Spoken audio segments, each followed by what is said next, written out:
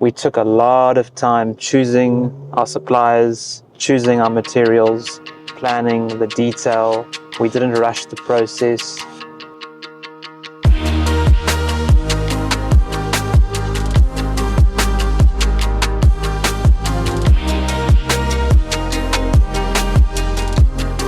A quote that I was told the other day by Lincoln was, if you give me 6 hours to cut a tree, I'm going to spend the first 4 hours sharpening the axe. And I felt like we strongly sharpened the axe. That's a good analogy. This tree. It's a very exciting time for us to be moving into the space. The boardroom for clients was a very different brief to the office purely for staff. And you want this office and boardroom to last another 20, 30, 40 years. And I have confidence that it will. So you're not just getting the job done, you're getting the job done right. So choosing the right people, the right suppliers. That was... And they're exceptional. You can go to sleep at night knowing that they are trying their best, they have your back, they have innovation, you can trust them. They tell you if you're going to overspend, and they find ways to save money, and you can rely on them. You don't have to second guess their work. You don't have to chase them. They come to you. And so hiring the best. Hiring the first team. And when they make mistakes, they say, I made a mistake. And of course, with building in a corporate building, there was a lot of red tape and a lot of problems that arose. And what struck me about the team that I worked with was that when a problem came up, they didn't just state the problem and point fingers. They stated the problem and then they came up with solutions. And that takes huge stress from me, project manager in this case. And they were, right now to this day, they are continuously looking for ways to make this space right. Yeah. And on top of that, we had a lot of fun doing it. We thoroughly enjoyed it. We celebrated the small victories. Often you can get so dug into this nitty-gritty things. But when things went wrong, I was happy to have them next to me. So what struck me is their reputation is so good. And I learned that if you can recommend a supplier to another person and back them 100%, that's a great trait for our business, is that people can say, you've got to go to Aylett Co because they are very good fund managers. And it's the same with our builders and our interior design team. I had no hesitation in recommending them to a client the other day who's doing also quite a big project, which can be quite risky if you think about advising a client on his home to be built by this team. But I had no hesitation, and I think it's all about the way they own it. Yeah. They own their process, and they're reliable and consistent, and I think that's what we can take into our business. Yeah, they had an ownership mentality in a way for the project. They wouldn't say it's after 5, I'll take your call tomorrow. They would message me on a Saturday or Sunday with a solution or a idea, and I just felt that they felt the project, even though it's not their office and their building, their staff members.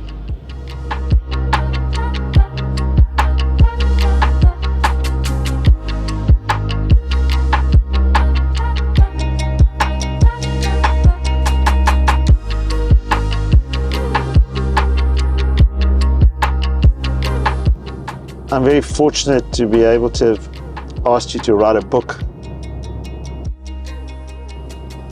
I've got a lot out of Buffett, and I did ask you to write the book, but I felt like it was eventually became your project and not ours, and I learned a lot from it. What is a message you'd give to someone out there who wants to write a book? Would you do it again?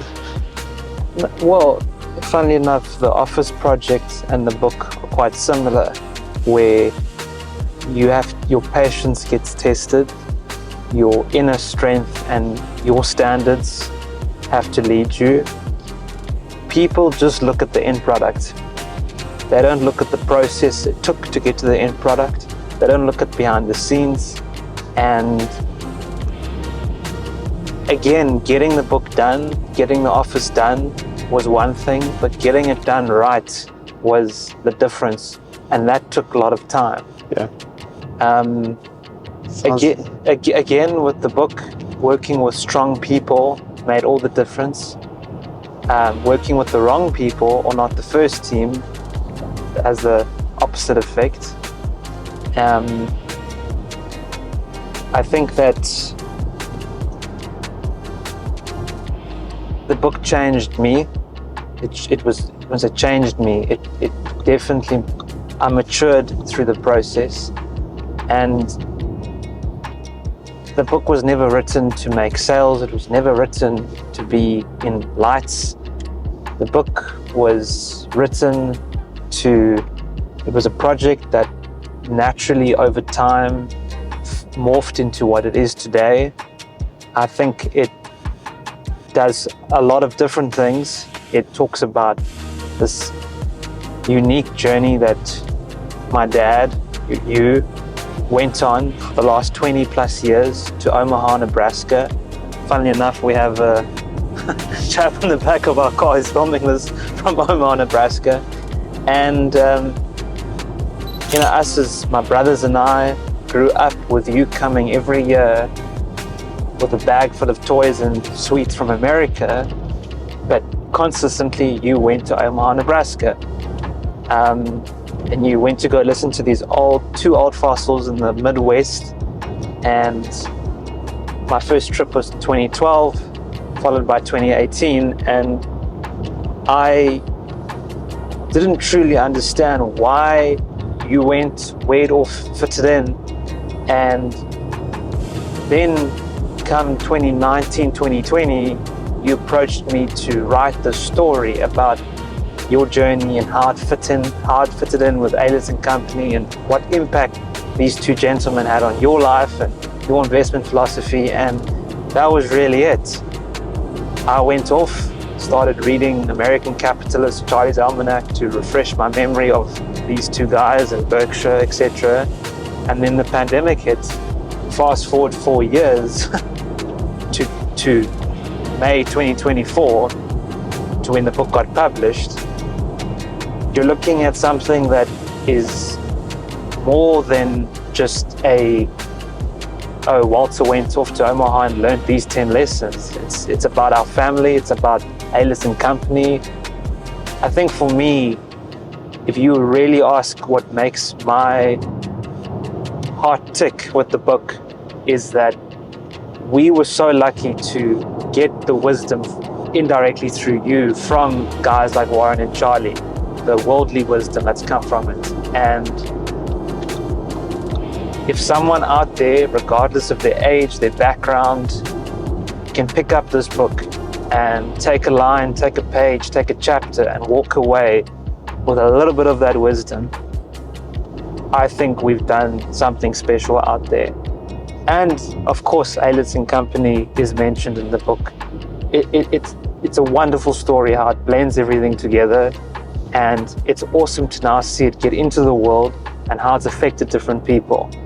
I hope in 20 years' time you can write another book, because I think Aylett Co is still going somewhere. I'm 63, and I'd like to be around, and when I'm 83, still with the company, working with all these great people, and yeah, there might be another book.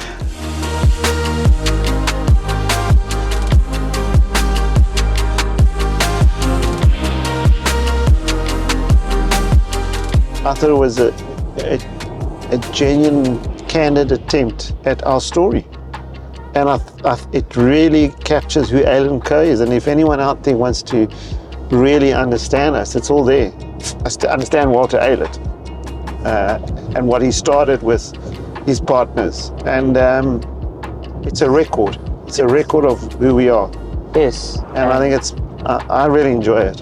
Yes, and The other thing, I think Laurie Dippenaar said it. He said you can read a chapter and then put it down.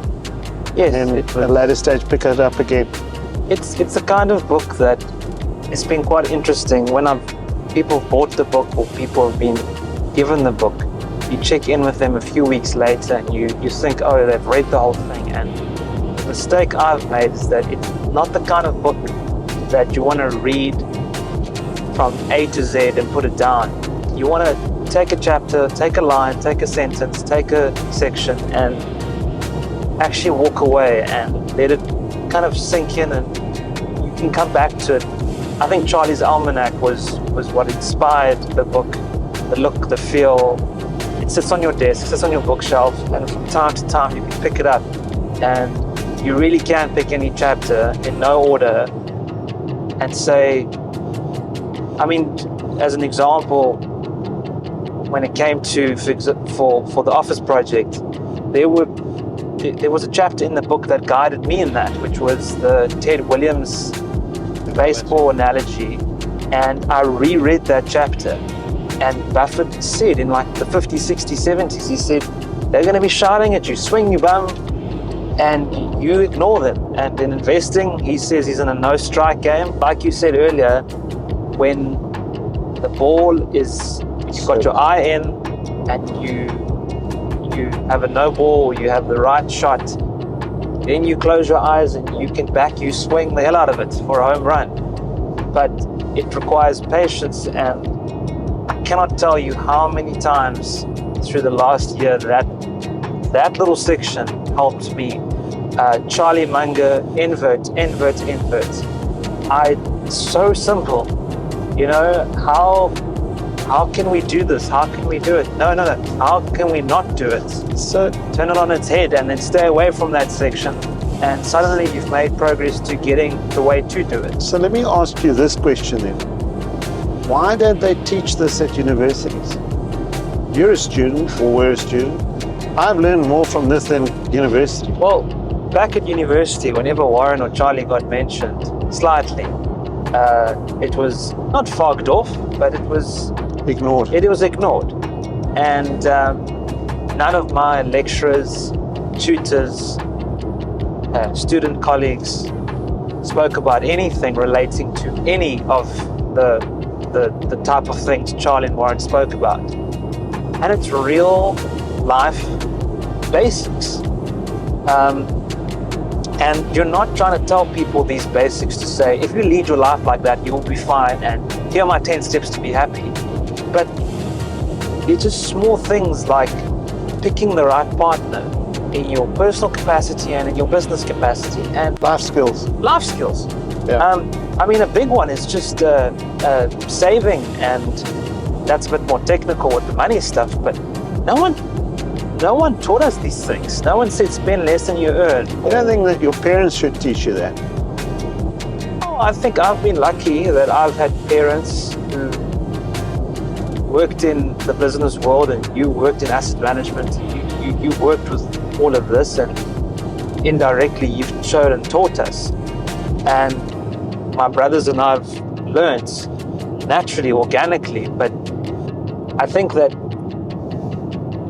the way you teach it, I think if you had to go, for example, to university, like we've done now with these recruiting projects, you don't realize that one thing you say, I think it sticks with those people, and they walk away from the evening saying, shucks, I didn't think of it like that. Because you're not saying do this, do that, you're actually saying, right, this is real life. One day you will pay tax, one day you will get married, one day you will get a curveball.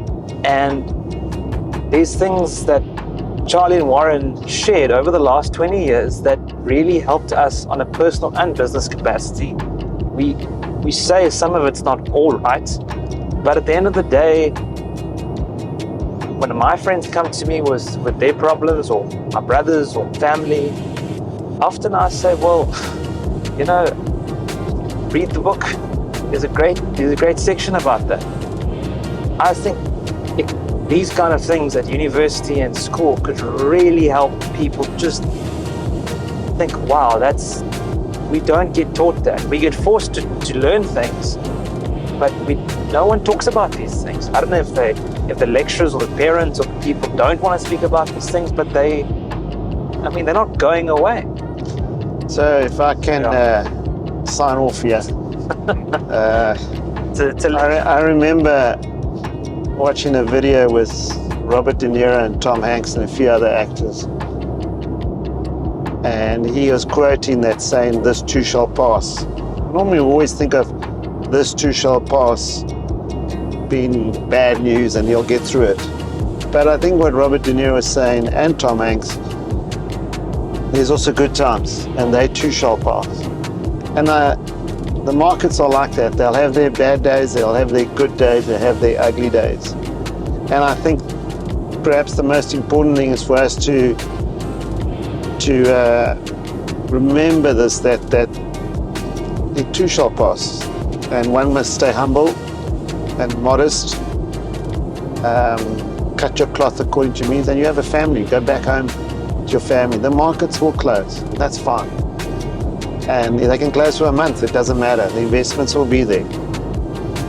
But stay, this game can kill you if you break the rules and do the wrong things. And if you just follow those simple rules of Warren and Charlie, I think you'll be just fine. You don't have to be a genius. Yeah, and be gratified. Be grateful. It's a great job. That's us. Over and out.